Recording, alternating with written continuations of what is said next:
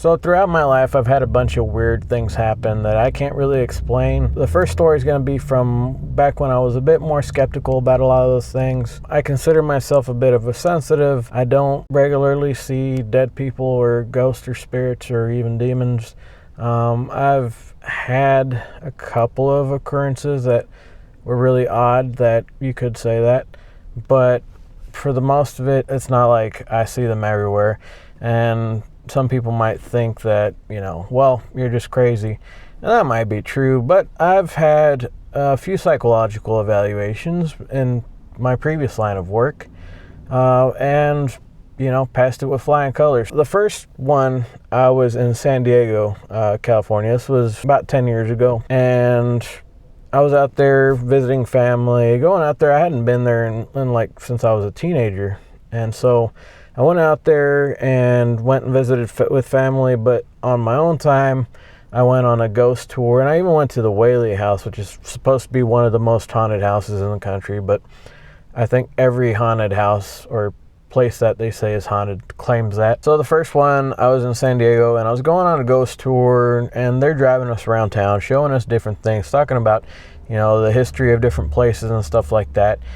And we went to this house, and I think it was in the Gaslamp District.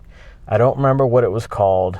I remember there was tall fencing, like wrought iron type of fencing all the way around.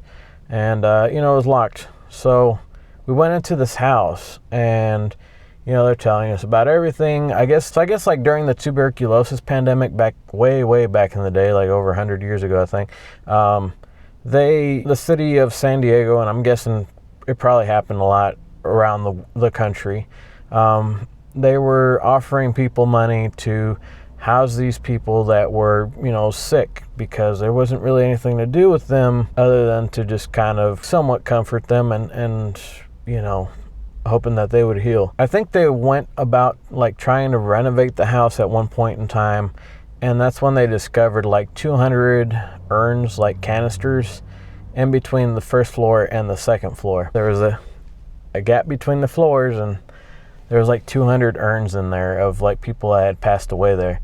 So, probably a lot of activity there, especially all the people that died there. So that's a possibility that something was there. But I go in there kind of skeptical about it, and they give us these little EMF readers or whatever. And, I'm just going around taking pictures real quick or whatever. And I'm over by the staircase, and my EMF, of everybody who had those readers on them, mine went off. And so everybody's taking pictures around me, and I'm just messing around trying to get the thing to go off. And it's not going off again. That was the only time, it was not the craziest thing in the world, but that's one little ghost story. The second one might be a little bit more interesting. So I'm in Louisiana, and this was, 4 or 5 years ago. I'm in a suburb of New Orleans, and I'm staying at a hotel. I think it was a Holiday Inn. And so I'm staying at this hotel. There's maybe 20 floors, maybe more. I don't know. It was a pretty tall building, but I'm on the 12th floor or something like that.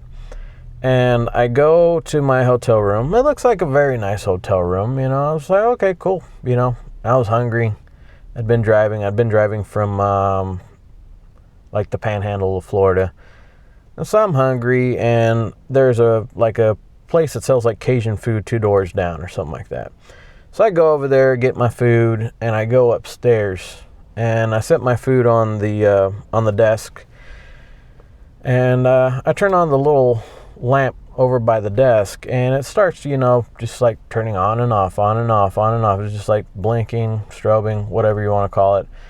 And I'm like, that's kind of weird. So I'm just I'm tapping it. I'm trying to screw it on, screw it off, trying to get it to stay on. The thought of a ghost or anything didn't pop in my head.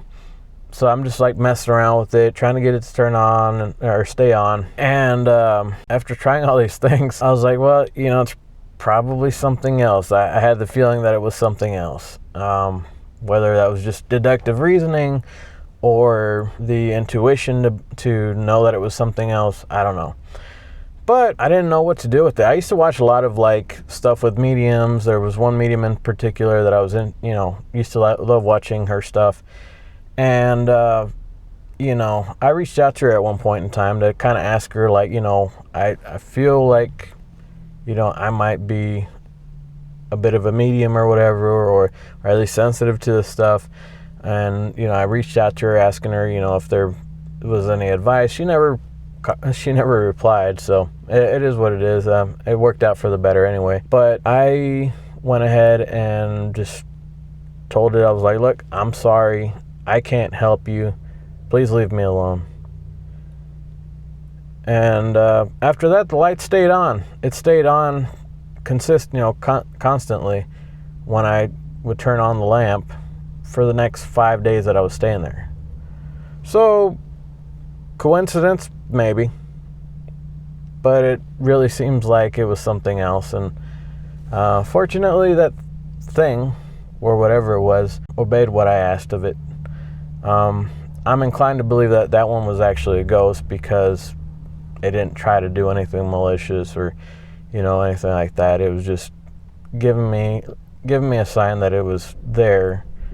And then when I asked it to leave, it left. Knowing what I know now, I probably would have said some prayers for it. If it's something that's not malicious or something that's not causing havoc, anxiety, or anything like that, more than likely it's a ghost, probably a soul in purgatory, asking for prayers to help cleanse and be able to move on to heaven eventually. I said some prayers now that I've actually come back to faith and try to do right. Yeah, not the creepiest thing in the world.